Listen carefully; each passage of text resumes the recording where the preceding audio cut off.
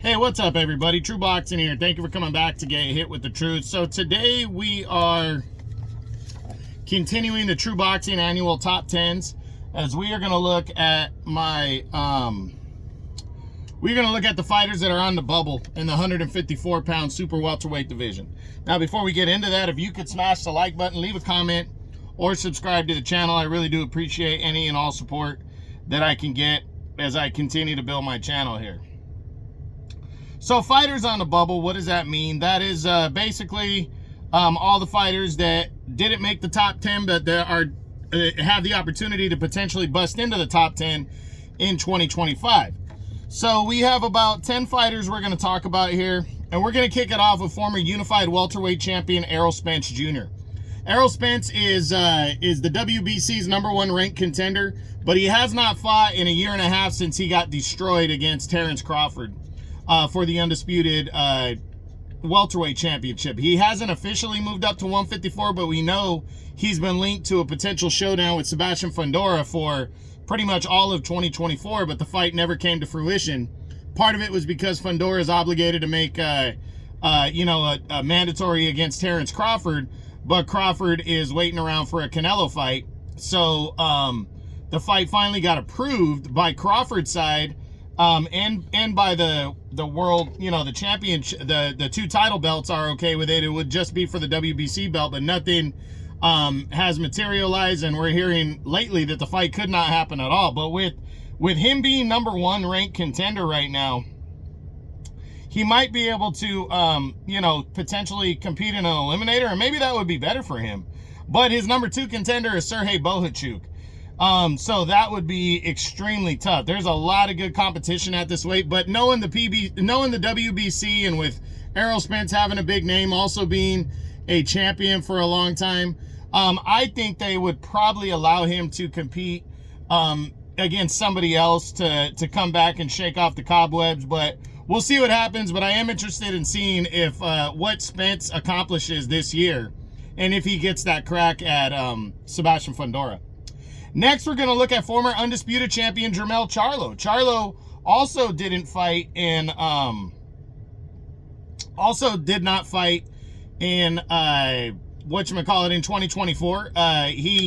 He has been off since a September 23 loss to Canelo Alvarez at 168.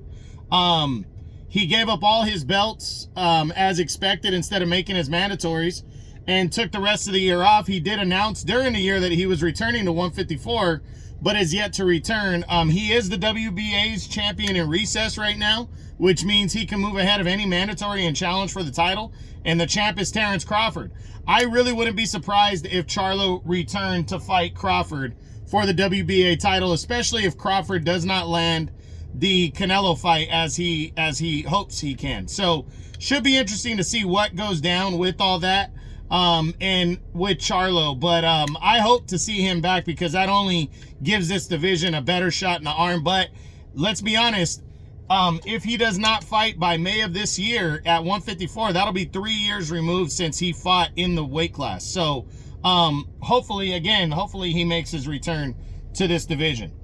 Next, we're going to look at Charles Conwell. Charles Conwell is a undefeated contender on the rise right now. He is currently ranked #2 in the WBO and #5 in the WBC. He's 21-0 with 16 knockouts right now, only 27. He stayed busy in 24 and went 3-0 with 3 knockouts. Most notably in April, he stopped a gatekeeper type fighter Nathaniel Gallimore with a 6-round TKO. Let me see. And then he beat an undefeated fighter named Gerardo Vergara with a 7th-round knockout. That guy was 20-0. That was in December. So this guy's ready to roll. He wants to get in there and fight some good competition. Now is the WBO's #2 contender. I mean, it's just up in the air on what is going to happen, because we know Crawford's the interim champion next in line, and Fundora's the current champion. I wouldn't be surprised if the WBO ordered Xander Zayas, their #1 contender, to fight #2 contender Charles Conwell. I could see him getting in the ring with Josh Kelly. It just depends, but I do believe he'll get some kind of an eliminator this year. He should, to improve his chances. So I'm really looking forward to seeing the progression of Charles Conwell in 2025. Next up, we're going to look at Jorge Perez. He is 32-4, 26 knockouts, 28 years old, so a power punching guy. But he burst onto the scene. He actually had a 4-0 year in 2024, but didn't really beat anybody big until December 14th when he stopped Kudryatov Korov or whatever. This is a guy that was highly ranked at one point. So him being able to get a unanimous decision win over him puts him up into the rankings. He lost the fight in 23 by his 10-round split decision. And prior to that, he's lost to Carlos Ocampo, who we know, and a couple other 8-round and 6-round split decisions. So this is not a guy, even though he's got 4 losses, he's not a guy that's been soundly defeated. And the one guy that did beat him convincingly is a former world title challenger in Carlos Ocampo. So right now, Perez has the number 4 ranking in the WBO, so we'll see if he gets some kind of an eliminator this year. He's not a big name, though. I don't see him landing a title shot, but potentially maybe he can move up the ladder and fight in some kind of an eliminator, or get a big name in the ring somehow as he tries to move himself in line for a potential title shot maybe in 26. Next up is the undefeated Xander Zayas. Zayas is 20-0 with 12 knockouts, and he is the WBO's number 1 ranked contender. He's only 22 years old. He fought twice, went undefeated, 2-0, no knockouts in 24. Most notably, he got the biggest win of his career in June when he got a 10-round unanimous decision over former champ Patrick Teixeira. He is on the schedule to fight another undefeated fighter named Slava Spomer on February 14th. That guy's 20-0. But if he continues to win, he's going to stay in his position. But I really do think the WBO should order a final eliminator to determine a number 1 ranked contender. We know Crawford is the interim champion and Fundora is the main champ. But Fundora might end up giving up that belt to fight Errol Spence or being stripped. Or Crawford and Fundora might solidify the belt, but they should let Zayas and maybe Charles Conwell or Josh Kelly fight to determine a new number 1 contender. So we'll see what happens for Zayas. Zayas is he's ranked high in the WBC and the IBF as well. So I wouldn't be surprised to see him get an eliminator, but I really think he's going to stick it out with the WBO and try to land one there. Next up, we're going to look at top contender Abbas Baru, who is from Germany. He's 30 years old. He's 16-1 with 9 knockouts. His lone defeat came to Jack Kolke, who we know who fought Bakram Murtazalayev last year for the title, where he lost a 12-round split decision back in 2020. So this guy, has a solid record, but he hasn't really beaten anybody worth the note. But he is the WBA's number 1 ranked contender right now. So I could see him fighting like a returning Jermell Charlo, or potentially taking on the number 2 contender Yoenis Tellez to determine a final, in a final eliminator type situation. So gonna be interesting to see what this guy pulls off. But he is sitting there in the number 1 spot, and we'll see what kind of opportunity he gets to move up the ladder. We just mentioned Yoenis Tellez, and he is the next guy we're going to talk about. Tellez is an undefeated fighter who was actually in the top 10 last year. He's 9-0 with 7 knockouts, only 24 years old. He went 2-0 with 1 knockout in 2024. Biggest win came when he got a 10-round decision over Joseph Jackson, who was undefeated coming in. Tellez just keeps rolling. He's a good fighter, and again, he's at number 2. I wouldn't be surprised if they put him in there with Abbas Baru to compete for a WBA final eliminator. I could see Tellez moving himself in line. I don't see him getting a title shot, but I could see him moving in line for a title shot potentially in 2026. So we'll see what goes down there. Next up, we're going to look at contender Josh Kelly from the United Kingdom. Kelly is 16-1-1 with 8 knockouts in his career, 30 years old now. he returned on the September card and moved up to middleweight. He was supposed to fight Liam Smith.